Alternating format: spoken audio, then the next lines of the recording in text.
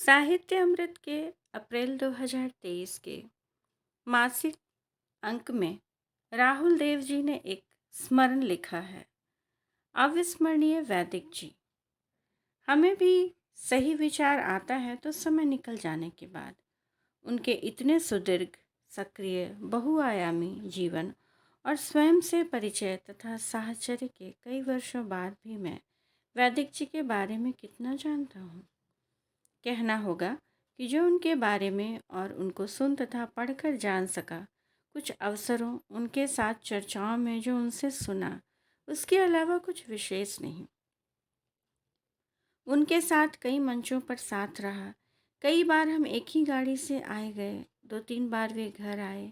लेकिन ऐसे समृद्ध जीवन और कृतित्व वाले असाधारण व्यक्तित्व को क्या इतने से जाना जा सकता है? जब तक टिककर उनके साथ बैठा न जाए, उनके जीवन और विचार की विविधताओं और पक्षों पर गंभीरता से उससे पूछा न जाए, सुना न जाए।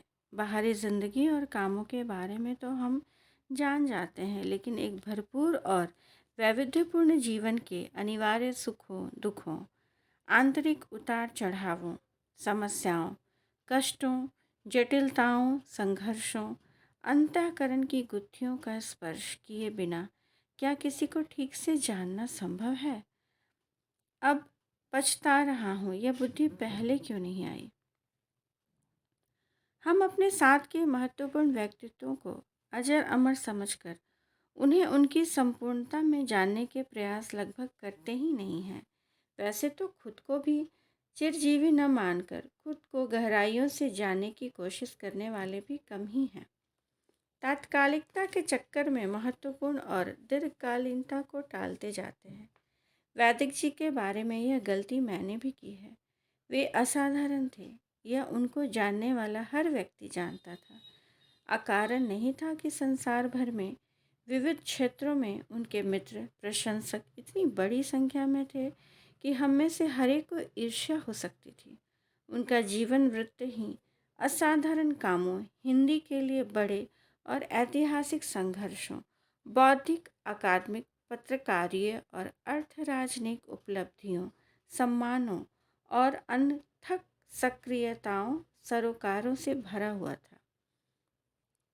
इसके बावजूद मेरी जानकारी में उनके जीवन और कृतित्व पर कोई एक पुस्तक लिखी नहीं गई है। उनके जाने का समाचार परदेश से जानने के बाद उनके बारे में सोचते हुए मुझे यह विचार आया, पहले आना चाहिए था। आशा करता हूँ परिजन और मित्र यह काम समय पर कर लेंगे। दरअसल मैं उनसे कई मामले में ईर्ष्या कर सकता हूँ। उनकी ज़बरदस्त स्मृति, उसमें दर्ज सैकड़ों महत्वपूर्ण घटनाएं, परिघटनाएं, लोग, अनुभव, ज्ञान, ये सब कीमती थे। 80 के पास पहुँचने के बावजूद उम्र को ठेंगा दिखाते उनके उत्साह, ऊर्जा और स्फूर्ति, हर समय किसी न किसी उपयोगी काम में सक्रिय और व्यस्त रहने की प्रकृति, यह सब जानते हैं कि उनमें घटनाओं, बड़े लोगों, राष्ट्रपतियों, प्रधानमंत्रियों आदि के साथ अपने अंतरंग संबंधों को सहज बात से प्रसंग या प्रसंगेतर संदर्भ में भी बढ़ा चढ़ाकर बताने की आदत थी।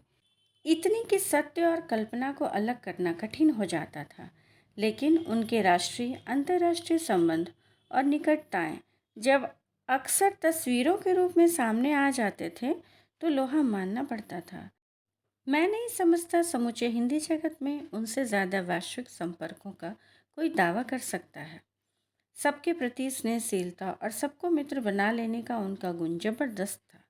संबंध बनाते थे तो पूरे घर से, पत्नियों, पतियों, बच्चों से उनमें सच्ची रुचि लेते थे। एक बार कहीं से बढ़िया गजक आई तो उसे मल्लिका को देने घर गए, जबकि मैं बता चुका था कि उस समय बाहर नहीं रहूँगा। उन्हें एक और प्रशंसक मिल चुका था। उनकी बहुभाषिता और बहुश्रुतता का यह प्रत्यक्ष अनुभव है पिछले वर्षों का। हम दोनों गाड़ी से कहीं साथ जा रहे थे। ऐसा अक्सर होता था क्योंकि दोनों ही गुरुग्राम में रहते थे, इसलिए आने या जाने में आधे से ज़्यादा रास्ते का साथ हो जाता था। हम बातें कर रहे थे कि उनके फ़ोन पर एक कॉल आई। वैदिक जी ने करने वाले विदेशी व्यक्ति का फौरन नाम लेते हुए एक ऐसी भाषा में सहज और प्रवहमान बात करनी शुरू की जिसे मैंने कभी नहीं सुना था। इतना साफ था कि दूसरी ओर से सज्जन से उनकी भरपूर घनिष्ठता थी। बात पूरी होने के बाद मैंने पूछा, यह कौन सी भाषा थी वैदिक जी? वो सहज बोले, उज़्बेकी। फिर उस उच्च पदस्थ मित्र के बारे में बताने लगे। तब समझ में आया कि जब वह कहते थे कि बहुत सी भाषाएं जानते थे तो सच कहते थे। ऐसे ही एक बार किसी से अंग्रेजी में बतियाते सुना तो पाया कि उसमें भी उनकी दक्षता उच्च स्तरीय थी। लेकिन क्या मजाल है कि हिंदी बोलते हुए वैदिक जी की भाषा से उनके इतनी सारी भाषाएं जानने का आभास भी हो जाए आपको। आज के हिंदी लेखकों पत्रकारों के मुंह से सहज फूटने वाली इंग्लिशी से वे उतने ही अछूते रहे जितने शायद किसी भी तरह के वैचारिक संकीर्णता से। इससे पहले उनसे बेहद प्रभावित हुआ था एक दृश्य से। पत्रकार हेमंत शर्मा का एक पारिवारिक आयोजन था। हेमंत को जानने वाले जानते हैं कि उनका कोई पारिवारिक या सामाजिक सांस्कृतिक आयोजन गिने चुने परिजनों और दोस्तों के साथ नहीं होता। उसमें कम से कम 200 से 250 लोग ना हो, वह हेमंत का आयोजन नहीं हो सकता।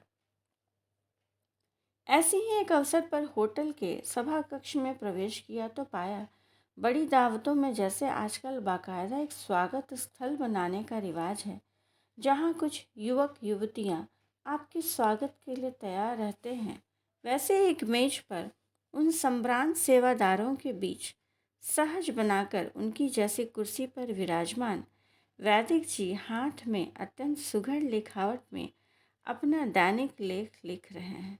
आने जाने वाले और शोर शराबे से अनजान एकाग्रचित लिखने में डूबे हुए मैंने चुपचाप 2 तस्वीरें खींची और हट गया। बाद में उन्हें भेज दी, देखकर प्रसन्न हुए। ऐसे ही एक टीवी स्टूडियो की एक लड़खड़ाती मेज कुर्सी पर अपना लेख लिखकर सहज भाव से फ्लोर पर आकर चर्चा करते वैदिक जी को देखा है। वे कहीं भी कभी भी किसी भी हाल में अपना यह दैनिक लेखन यज्ञ पूरा कर लेते थे। उनके लेखों का ही संकलन किया जाए तो जाने कितने खंड बन जाएंगे। पुस्तकें, पुस्तिकाएं, पर्चे अलग हैं। वैदिक जी की हिंदी निष्ठा और उनके लिए संघर्ष की गाथा तो इतिहास बन चुकी है। हमारे जैसे लोग तो उस समय हिंदी में आए जब हिंदी की बात करना, हिंदी में काम करना चलन में आ चुका था। हमने कोई नया काम नहीं किया, अपने से पहली पीढ़ी के बड़े लोगों के बनाए हुए रास्ते पर चलने के अलावा। वैदिक जी तो विदेश नीति जैसे विषय में जवाहरलाल नेहरू विश्वविद्यालय जैसे तत्कालीन अंग्रेजी और वामपंथ के गढ़ में हिंदी में अपना शोध प्रबंध लिखने की जिद करके उसे संसद तक पहुंचा देने और अंततः जनेवी प्रशासन को झुकाने वाले आधुनिक काल के पहले व्यक्ति थे। उनके उस एक पुरुषार्थ से कई पीढ़ियां आज तक प्रभावित और प्रेरित होती रही हैं।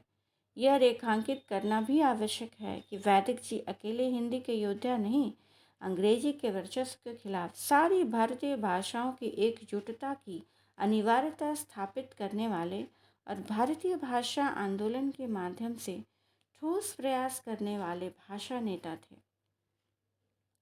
उन्होंने देश विदेश में कितनी जगहों, मंचों पर कितने भाषण दिए, कितने पुरस्कार और सम्मान प्राप्त किए, पर गिनती करना असंभव सा लगता है।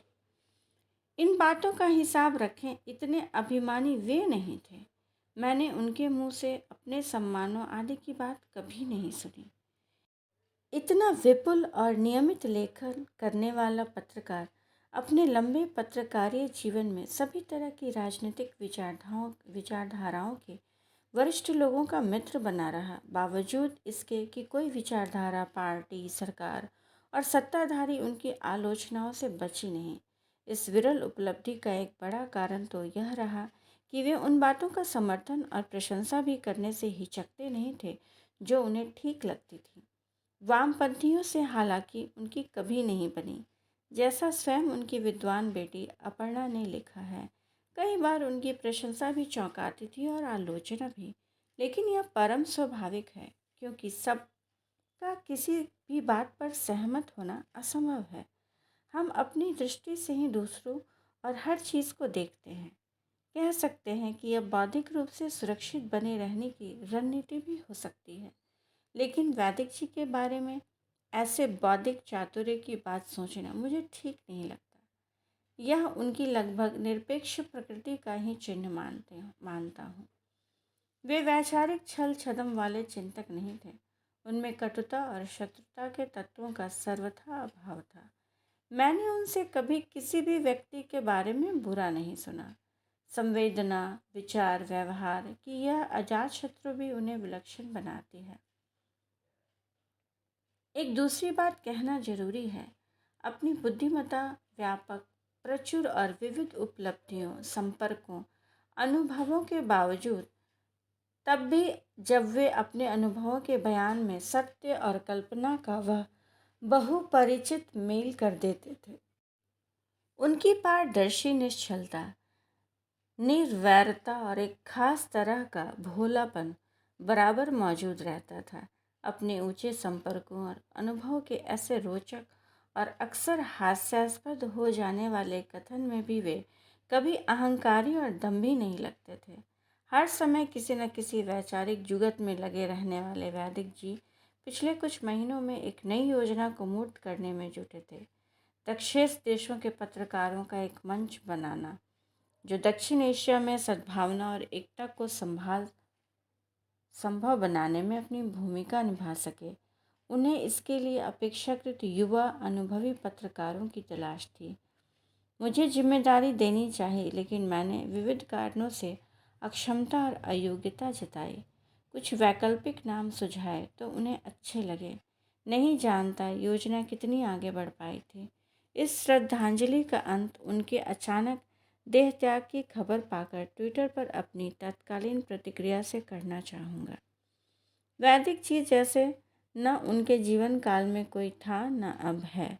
जब वे अपने अक्षुण्य ऊर्जा, बहुआयामी सक्रियता, चिंतन, लेखन, यात्राओं, व्याख्यानों में पूर्वत व्यस्त रहते हुए अचानक हमारे हिंदी जगत को गरीब बनाकर चुपके से उधर चले गए हैं, सीखने, प्रेरणा पाने की समृद्ध विरासत छोड़कर।